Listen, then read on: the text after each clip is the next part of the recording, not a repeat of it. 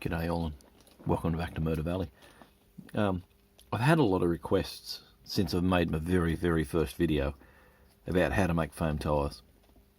So it's not something I originally was going to share, but I've reconsidered and here I am making a video about the basics of how to make foam tyres. There are things that I am not going to share. Right, I'm not even gonna pull any punches. I'm not going to show you how I finish size them. I'm not going to tell you what foam I use. They were all things that took me a lot of time and development to get there. I kissed a lot of frogs, as I say, before I found a prince. So I'm going to run you through the basics of how to make a foam tyre. But first, I'm going to start with why. So this is out of my racing gear from when I stopped racing back in 2000, and I was racing 124 scale, Wampies in particular. And I used to be able to buy these tyres in my local raceway, and they had the brand on them of Black Stinkies, and these are like a percentage of natural rubber, and these are really nice thing. And as you drove around them, they used to generate a little bit of heat and get stickier, sort of a bit like a slick tyre, and we used to use tyre goo on the track and all that sort of gear, right? So these, I loved these, and these were, in Australian dollars, $7.95 a pair, and that, I think, the stickers, the price tag's fallen off these, that's what I think I paid for them back in early 2000, right? So I used to put these on my own rims, well, rims that I had, so these are the really wide rims that had the extra flange on the end of it so they wouldn't get bent, and I had to glue these on, and I used to use contact adhesive and machine the tyres down, and you'd run the tyre down until it was too small, rip it off, clean the rim up, start again, right? So I used to put them on, machine them up on my lathe. Now they're reasonably easy to work with. Prior to that, prior to 124, my experience with foam tyres was with my mate Paul. Back in the very late, like 89, 88, 89, we used to go around to his place and drive Tommy turbos, etc. And our local hobby shop used to sell some upgrade stuff, and you know, we had Tommy turbos with the green winding armatures in them, which I think were 4.5 ohm, and we had foam tyres on them, and we used to buy Lexan bodies for them and all that sort of stuff. Never had the proper clips for them. Used to clip them on my blue tack and all that sort of rubbish, right?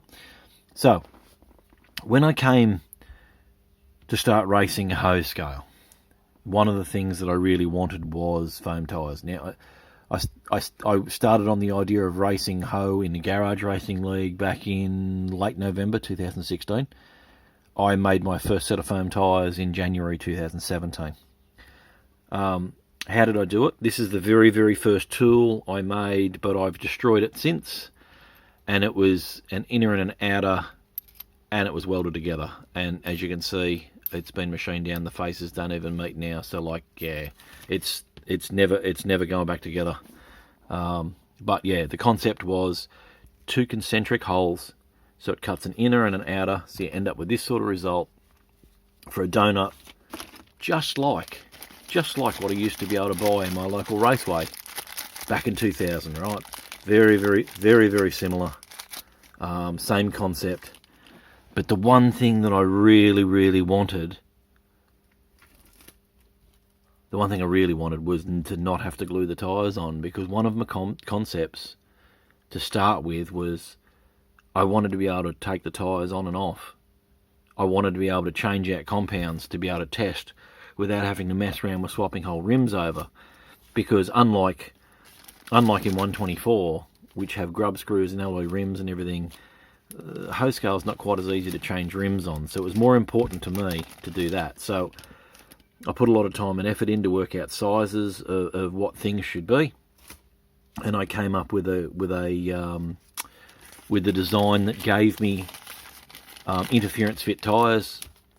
Interference being that they don't require glue, right? So it was all mucking around until I got the right size, so I had the right amount of pressure on the tyre so it didn't come off. So this is not the current tooling I use now. I've come a long way from this, but I'm showing you the basics where I started. And if you've got access to lathes and machinery, etc., and you want to go down this path, this is how I started. If you don't have this machinery, I'm sorry, but you might not so easily be able to do this. But I keep getting asked how to do it, or how I do it, so this is how I do it. So I'm at the point now where I can make tyres to suit just about anything. I've got my standard Tommy Turbo tyres, front and rears. Got Mega G Plus, both of those. This is a Bulldog that's brass weighted. I've got TFX. I make foam tyres for those. Lifelike M chassis, Tyco 440 X2, X traction, like X traction these ones, and then Magna traction, and then of course AFX non-mag, and then the more tricky ones, T-Jet. And I've worked out how to create a step inside the tyre so it uses the full width of the rim, and they work pretty well. And then I've even got the sizing for 4-gear rears, which are much larger. So yeah, so all of these, I've worked out how to do all of these. So now I'm going to show you how to make them. So this is a piece of EVA foam. I will give you a piece of information for free. This is absolute garbage. Don't buy it. It doesn't work. It's too waxy. I'll save you some money. So here we go. But this is the process, and this is all I'm using it for, is to show you how to do it. Oh.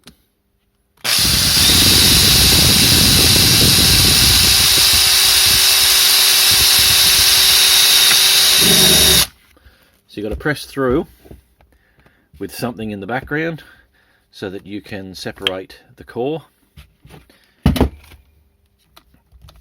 And there you go, one donut.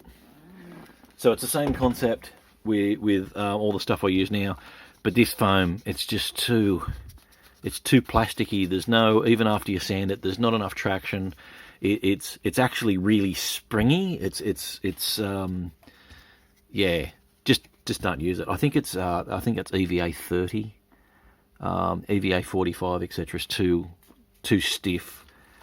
You could probably use it if you maybe soaked that in something to soften it up, or use traction compound, but it's not very, you're not going to get a good experience out of that. You're just going to wheel spin everywhere. It's yeah, it's not real good. But yeah, so why foam tyres? Yeah, my 124 days. Yeah, I'm building a routed track. Yes, it's going to be painted. It's going to be very, very similar to a 124 style of track. I'm not a big. There's no secret. I'm not a big fan of magnets, but these work really well. They work really well in cars up to this, and I'll tell you what else they work really well in. This is a Viper Retro V, and what I've actually found is that the Retro V, I don't like the way that it drives on its standard silicon tyres, because I don't think there's enough compliance in them, and it bounces too much because there's not enough traction. But this, and I've always sort of thought that they needed more traction even than this. So recently, if you've been following any of my latest videos, I started, this is an X-traction wheel that I've widened out and stuck chrome rims, alloy outers on to make a wider tyre. Like, it's a much wider tyre than standard. And this works really well. Like, I am absolutely stoked with this. So this one here, it's a similar sort of idea, but I've just used lifelike M chassis wheels, which are, that's a lifelike M chassis there. So they're exactly the same wheel, as you can see, and it goes straight in your X traction. And then I made foam tyres up for that. So look, I encourage people to have a bit of a go, and experiment and try and do things. I can't imagine any commercial business is going to have a go at making foam tyres anymore. It's not the 90s anymore. People keep telling me they don't want to use traction compounds, but yet with Ho we don't use traction compound. All we use is RP7 or like WD-40, and just clean the top of the track. So it keeps the rails clean, all right, and stops them from rusting, but it also acts like a bit of a, it looks like a bit of tyre shine on the track. It just brings the blackness back into it if your track looks a bit daggy. But I just clean these tyres up, like do a bit of a burnout, just wet them up, do a bit of a burnout, and the grip levels in these. These chassis here are comparable and race side by side, and this one, the three chassis we race every week are comparable and race side by side with good quality silicon tyres. It's more to me about mucking around with sizes and traction levels than anything else. And the other factor is I'm in Australia, so back in 2017 there was nothing really available locally. So now that I started making these things because we couldn't buy. Now we've got a couple of shops that are starting to stock stuff now. But there's been a lot of races under the bridge since then. But anyway, I got asked to share, so I'm sharing. I hope this is enough for those who are questing for knowledge on how to do it. But obviously I'm not going to share every single little part of it because I'm trying to recuperate some of the money from the time and effort that I've got to put in. So I don't know how many other businesses share, or like, well, I'm not a business, but I don't know how many businesses share that their processes on how they do things and make things. I'm sharing plenty of other stuff like how to resin cast in the best of the interest of the hobby. But anyway, thanks very much for watching. I really appreciate that I'm still getting plenty of people subscribing. I'm not hunting E-Foam. As you see, I don't have my face in front of the camera. I don't really think I need to. I'm not interested in doing news type videos or really reviews because there's enough channels doing that, and I just want to add the things that I really wanted to find when I started in the hobby. So if you're if you're seeing this video for the very first time, I've got a couple of videos that I've already made. Go back through the back catalogue, have a look. If my way of presenting things and my way of showing you things that I'm doing is refreshing to you or educational or interesting, please give me a like on a few of the videos and a subscribe. I really appreciate it. I think it's, like for the amount of stuff that I'm sharing, it'd be the one thing that you could do for me that it doesn't cost anything, just to sort of back what I'm doing and support me. But yeah, so if that sounds good to you, thanks very much, and I'll see you on following videos because there will be more to come. I'm expecting some comments on this, on questions, but yeah, ask away. All right, thanks very much for watching. Bye.